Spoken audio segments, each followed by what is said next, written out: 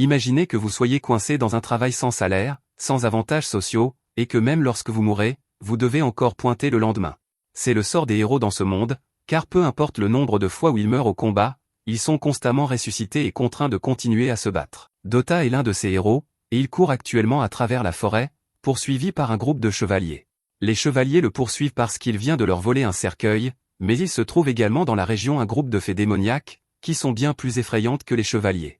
Pendant que les chevaliers sont transformés en nourriture pour monstres, Dota tente de s'échapper, mais ses jambes courtes et trapues l'empêchent d'aller très loin avant qu'une des fées ne le rattrape et le jette à terre. Dota panique et appelle à l'aide, car il ne veut pas finir en casse-croûte. Heureusement pour lui, à la dernière seconde, son compagnon Xylo tombe du ciel et poignarde le monstre à la tête. Dota est reconnaissant d'être en vie, mais il a apparemment été transpercé alors qu'il courait pour sauver sa vie, et il souffre énormément, il n'est donc pas prêt à affronter tout cela.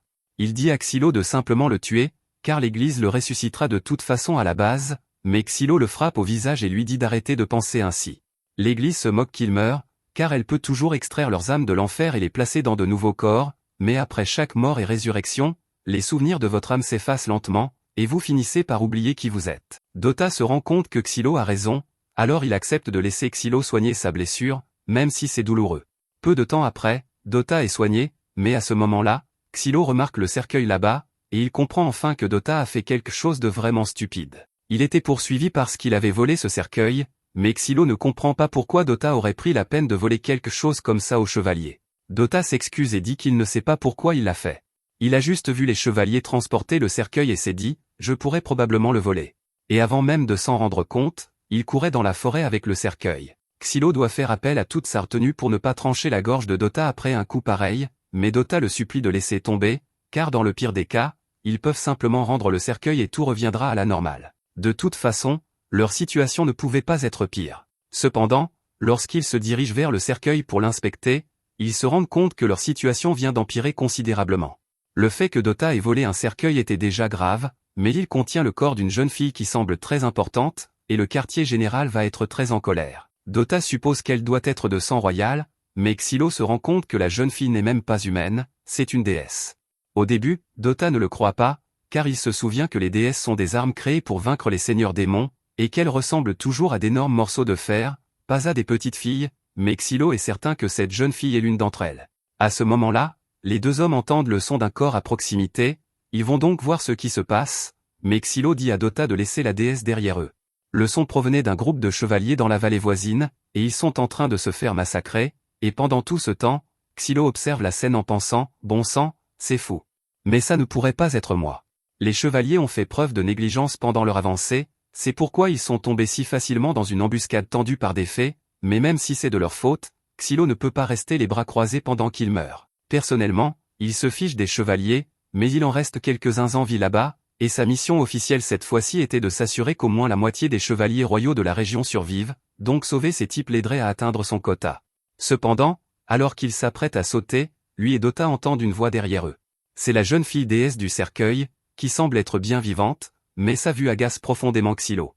Elle a entendu ce qu'il a dit à propos de sauver les chevaliers, et elle pense que c'est un bon objectif, alors elle lui propose d'utiliser son pouvoir pour garantir sa victoire, mais en échange, il devra payer le prix fort. Elle veut qu'il la traite de gentille fille et lui caresse la tête une fois qu'elle aura terminé.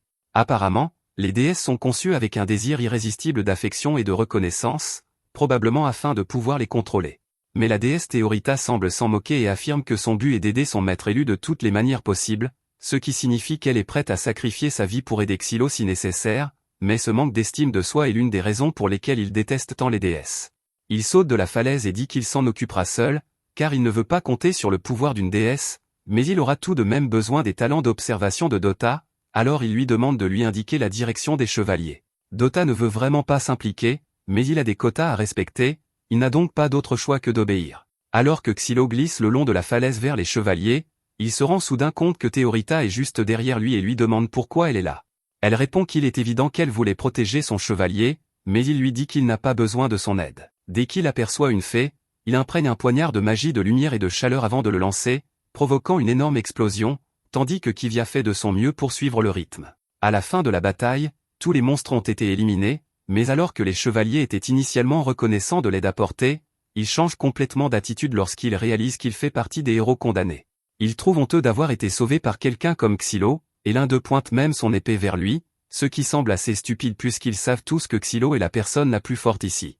À ce moment-là, Xylo apprend que l'unité principale des chevaliers sacrés a décidé de faire une dernière résistance près de la rivière pour repousser les démons qui avancent, ce qui, en théorie, semble logique, mais si vous ne l'aviez pas déjà remarqué, la plupart des chevaliers sont complètement inutiles contre les démons, il est donc impossible qu'ils puissent repousser toute une armée de monstres. C'est pratiquement une condamnation à mort, et normalement, Xylo se moquerait bien du sort d'une bande de chevaliers prétentieux, mais si trop d'entre eux meurent d'un coup, l'équipe de héros actuels sera considérée comme un échec et il sera torturé la prochaine fois qu'il ressuscitera.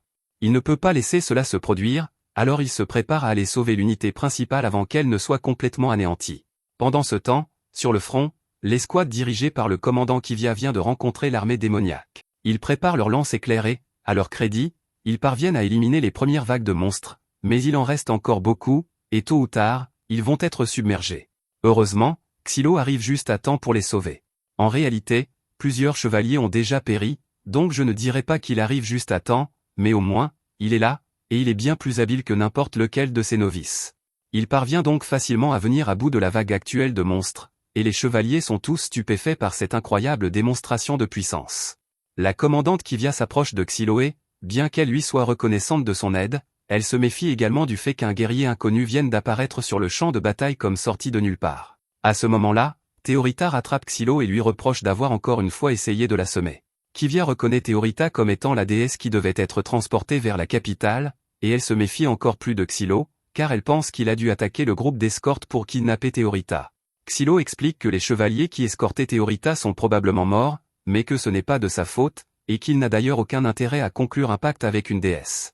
Kivia est toujours très confuse et exige une explication claire, mais même si Xylo aimerait lui donner tous les détails, ils n'ont pas le temps pour cela car le Seigneur Démon se rapproche. Alors que le Seigneur Démon avance, la forêt qui l'entoure est corrompue par le fléau démoniaque, transformant la faune en monstre. Voir autant de démons approcher en même temps est incroyablement terrifiant pour les troupes, qui perdent leur sang-froid et tirent impulsivement, malgré les avertissements de Kivia.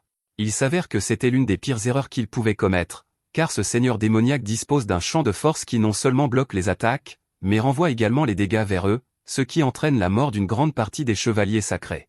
Alors que le démon continue d'avancer, Xylo dit à Kivia que cette bataille est perdue d'avance et qu'ils devraient tous battre en retraite tant qu'ils en ont encore la possibilité. Cependant, même si Kivia sait qu'il a raison, elle refuse toujours de battre en retraite. Xylo lui dit qu'elle mourra si elle reste ici, et que la seule raison pour laquelle il est venu, c'est parce qu'il a reçu l'ordre de soutenir leur retraite. Dès qu'elle l'entend dire cela, Kivia comprend qu'il doit être l'un des héros envoyés par le quartier général. Elle lui répond alors qu'en tant que commandant sur le terrain, c'est elle qui a le dernier mot sur les actions de la troupe et que, pour préserver leur honneur, ils sacrifieront leur vie sur le champ de bataille aujourd'hui.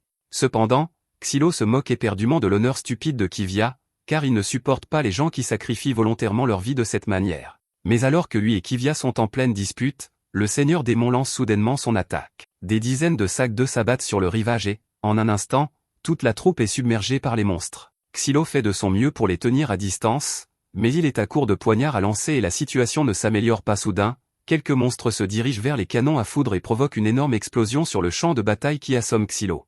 Lorsque Xylo reprend conscience, la seule chose qu'il voit est Théorita allongée sur le sol en face de lui, qui le supplie d'utiliser son pouvoir, car c'est le seul moyen de sauver les gens ici d'une mort horrible. Xylo sait qu'elle a raison, mais il s'est juré de ne plus jamais utiliser le pouvoir d'une déesse.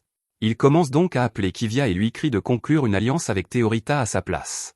Cependant, un instant plus tard, il voit la cuirasse ensanglantée de Kivia rouler sur le sol, et selon toute vraisemblance, elle n'est plus qu'une flaque de bouillie sur le champ de bataille à présent, il semble donc qu'il n'ait plus le choix. Il dit à Théorita qu'il est prêt à conclure le contrat, ce qui la réjouit. Elle s'apprête à lui expliquer la procédure, mais il lui dit qu'il sait déjà comment faire. Il se fait une entaille au dos de la main et la présente à Théorita en offrande. Dès qu'elle embrasse son sang, il sent le lien entre lui et Théorita se former. Maintenant que le pacte est conclu, Xylo est capable de puiser dans le pouvoir de Théorita, alors elle lui demande ce qu'il aimerait faire en premier. Il répond qu'un bon point de départ serait d'éliminer les fées qui les entourent actuellement, ce que Théorita accepte avec joie. En tant que déesse des épées, Théorita est capable d'invoquer d'innombrables armes et de les faire pleuvoir sur ses ennemis. En un rien de temps, elle a complètement anéanti l'armée de monstres. Théorita est très fière d'elle et dit à Xylo qu'il peut commencer à la féliciter, mais il lui répond que sa récompense devra attendre, car une autre vague de monstres se dirige vers eux. Il ramasse l'une des épées créées par Théorita et la lance sur un monstre. Il semble que son pouvoir fonctionne toujours avec les épées créées par Théorita, alors il lui demande de lui donner plus de munitions. Petit à petit, il élimine les démons restants sous le regard émerveillé des chevaliers sacrés. À un moment donné, Xylo parvient à retrouver Kivia, qui est surprise de voir qu'elle est encore en vie, mais il aurait été préférable de le savoir avant de conclure le contrat. Il dit à Kivia qu'elle doit prendre ses hommes et traquer tous les démons qui ont survécu à ces explosions avant qu'ils ne causent davantage de dégâts. Kivia est offensée qu'un héros condamné ose lui donner des ordres, mais Xylo lui rappelle qu'il s'agit d'une question de vie ou de mort, et qu'elle doit donc mettre sa fierté de côté et faire ce qui est nécessaire pour survivre. Il est peut-être un héros condamné, mais il n'a pas l'intention de mourir ici, et il ne veut pas voir quelqu'un d'autre mourir ici non plus, c'est pourquoi il va éliminer le Seigneur Démon avant que cela n'arrive. Il soulève Théorita sur ses épaules et se prépare à charger le Seigneur Démon. Elle lui demande s'il veut qu'elle utilise ses pouvoirs maintenant, mais il répond qu'ils doivent d'abord se rapprocher un peu plus, et qu'elle devrait donc se concentrer pour l'instant sur lui lancer des épées.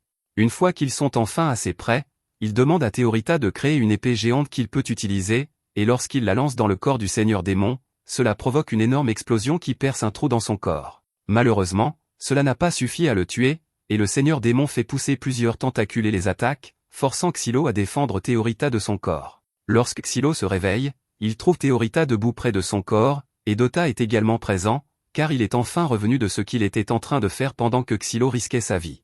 Au début, Xylo était furieux, mais il remarque ensuite que Dota a encore volé quelque chose. Dota tente de se défendre en disant que cet objet traînait près du camp de base et qu'il s'est dit qu'il pouvait aussi bien le prendre. Pour une fois, les doigts sales et voleurs de Dota ont porté leurs fruits. Il s'agit d'un seau de terre brûlée, en gros une bombe très puissante, et Xylo vient d'imaginer un plan pour l'utiliser afin d'éliminer définitivement le Seigneur Démon. Il règle le minuteur et saute en l'air avant de lancer la bombe directement dans la blessure du Seigneur Démon. Avant qu'elle n'explose, il attrape Théorita et Dota et s'éloigne le plus vite possible du rayon de l'explosion. La bombe finit par exploser et le corps du Seigneur Démon est complètement détruit. La bataille est enfin terminée, et Théorita dit qu'elle veut être félicitée pour son bon travail, mais alors qu'il s'apprête à lui tapoter la tête, il a soudainement des flashbacks d'une ancienne déesse avec laquelle il avait conclu un contrat, et il ne peut se résoudre à le faire. À ce moment-là, Kivia apparaît, et même si Xylo a sauvé tout le monde ici, elle pointe son épée vers lui et lui dit qu'il sera puni pour avoir agi de son propre chef et avoir conclu un pacte avec la déesse Théorita sans autorisation. Théorita tente de prendre la défense de Xylo et dit à Kivia qu'il est le chevalier le plus digne qu'elle puisse souhaiter, mais Kivia lui répond qu'elle dit cela uniquement parce qu'elle ignore le crime que Xylo a commis et qui lui a valu d'être condamné à devenir un héros. Théorita demande quel était ce crime, car elle est sûre qu'il ne pouvait pas être si grave, mais Kivia explique alors que Xylo était autrefois un chevalier sacré et qu'il a été accusé d'avoir tué la déesse avec laquelle il avait précédemment formé une alliance. Théorita est choquée d'apprendre cela. Du moins, c'est la version officielle qui a été annoncée, mais en réalité, les choses se sont passées très différemment. Le jour du jugement de Xylo, il est conduit devant le tribunal où l'inquisiteur lui annonce qu'il est accusé d'avoir tué sa déesse, Sinurva. Xylo tente d'expliquer qu'il avait reçu l'ordre de partir au combat avec elle, mais que les renforts promis ne sont jamais arrivés et que Sinurva a été contrainte d'utiliser toute son énergie. Lorsqu'une déesse épuise toute son énergie, elle devient vulnérable et susceptible d'être corrompue par les démons. Il a donc choisi de mettre fin aux souffrances de Sinurva avant qu'elle ne soit corrompue. C'était une raison tout à fait valable, mais l'inquisiteur l'a accusé de blasphème contre les déesses et a ordonné aux gardes de l'empêcher de dire un mot de plus. Xylo a désespérément tenté d'expliquer que si une déesse était corrompue, cela pourrait donner naissance à un démon possédant les pouvoirs d'une déesse, ce qui mènerait à la disparition de l'humanité, mais en levant les yeux, il a réalisé que l'inquisiteur se moquait complètement de la vérité et que tout cela avait été un coup monté depuis le début. Il ne savait pas qui en était l'instigateur ni où il se trouvait, mais il jura sur le champ que, peu importe le nombre de vies que cela lui prendrait, il le ferait payer.